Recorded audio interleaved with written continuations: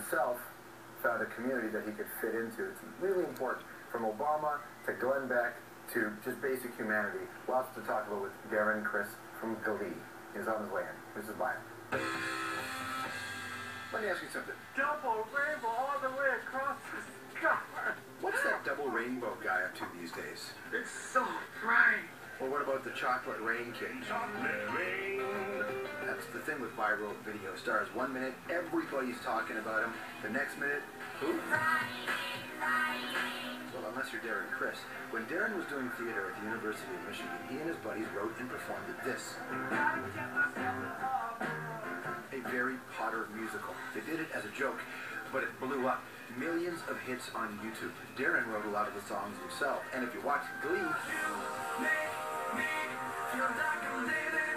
you know that he can sing as well as act. Darren honed his talent in San Francisco's theater scene in the 90s. Says he was a straight kid growing up in a gay community. So, in 2010, when he finally landed on Glee, the political importance of playing a gay character on television is something that he took seriously. Let's do it. It would just be an excuse to spend more time with you. But of course, it's not all serious. Darren makes his feature film debut in the new film, Imogene, opposite one of the biggest deals in comedy these days, Kristen Wiig. Please welcome to the program, Darren Criss! Good to see you. Welcome. Welcome to the show, sir. Thank you. It's good to be in Toronto, man. How are things going with you? Things are absolutely excellent. It's always a good time when you're in Toronto. I don't know what it is. It's like my 4th time in the city. It's beautiful. It's always nice people, nice everything. So I don't want to jinx that. Congratulations on everything. Between TV and the film as well. It's got to be a strange trip for you, even though you're still a young man. It is. I mean, I think for anybody that has kind of had their sights on whatever goal for however long, once you get there, it is quite surreal because it's all about the chase. Then once you have it, what do? Do you just try and keep going, and what do you shoot for? So it is a continual game of being incredibly overwhelmed and grateful at the same time. The reason why Glee is in the cultural zeitgeist is not just because kids sing along and because it was a phenomenon in terms of success, but it led to things like this, intellectual ninjas like Glenn Beck. A year ago, I was watching the show Glee with my wife, and we watched it like this. I mean, it's horrifying, some of the things that they're teaching high schoolers. And I said to her at the end of this about a year and a half ago, we lose. There is no way to beat that. Well, yes, there is. We've spent about a year now trying to put together a pushback. There you go. Glenn Beck said it to crush. Good old Glenn. That is an incredible part of the dialogue, isn't it? Yeah, I mean, well, I think it's cool that that's even part of a dialogue, something that is so culturally relevant that can reach a guy like Glenn Beck. I think that's really cool, for better or for worse, depending on what side of the coin you're on.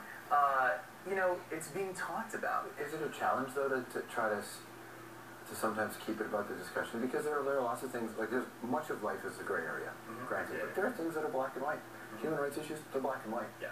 And, there's pressures to be, it's a big network show.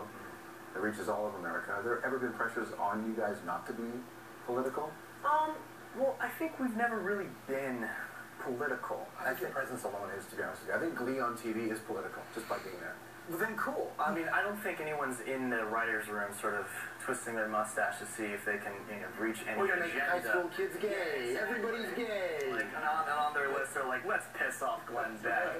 I mean, that's just going to happen, like, whether he wants it or not. So, I don't know. I think the thing that I sort of fantasize about Glee and about things that are pushing a certain positive message is that they're trying to sort of normalize things. And this isn't necessarily exclusive to sort of equal rights. This is about, freedom of speech, of thought, of mind, of everything, all the good stuff. Tolerance to musicals. Exactly, which is very important. It's very important. Growing up in my high school, if kids were running down the street doing musicals, the neighborhood would have been weirded out. A little bit, I'm sure. Not because of gay, because of musicals. Exactly. See, in San Francisco, it's like, he's singing a musical. Come on, guys. So were they all really bummed out when you had to come out of the closet as a straight man? Who knows? I don't know. Who knows who I came out to as a straight man. But what were we saying? Oh, yeah, so I think, Glee kind of seeks to normalize things, so it becomes less about a policy and more about a concept that just becomes sort of matter of fact. I think my favorite thing about the relationship that I get to have on the show is Blaine with Kurt, is that I think a lot of the fans have gravitated towards their relationship, not so much because it is a young gay relationship, so much as because it is a really likable relationship between two people that are clearly, attracted to each other, and that there's a lot of positivity there. And you play a strong, it's almost like a mentor, like a confident guy. When he started, yeah. As the show went on, they kind of sort of put a couple they make it vulnerable holes in his armor. Yeah, exactly. He couldn't be too much of a perfect guy. So, walking into Glee, which is this pre-existing brand and has its own impact, is one thing. You get to work with Kristen Wiig. Yeah. Which also, she's kind of changed the game. Yeah. So had you known her before? What was the process like? Huge fan of Kristen. I told her this almost every day on set. I mean, it's hard not to be a fan of hers. I mean, it's tough to be a funny woman. I mean, comedy is a man's game, especially in the entertainment world. It's tough to be a funny woman without, to be taken seriously. And she has just taken that. So you've seen that watching it? We've all seen that. I mean, she has just knocked it out of the park with everything. She's funny, she's pretty, she's just fun and just magnetic in every kind of way, which is why the comedy works, because you care about her. Right. So, yeah, it's a real treat. I get to work with a lot of great people. I'm very...